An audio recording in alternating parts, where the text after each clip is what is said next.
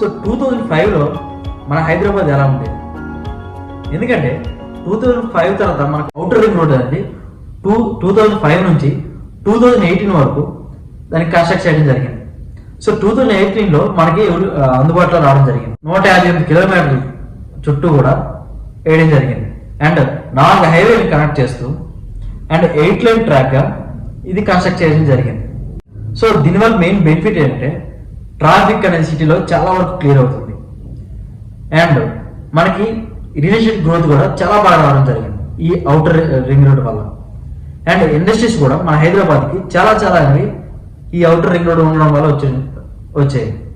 And మనకి international airport and మన airport కూడా చాలా మారడానికి కూడా మనకి ఈ అవుటర్ కారణం జరిగింది. సో ఒక్కసారి ఈ వీడియో చూడండి.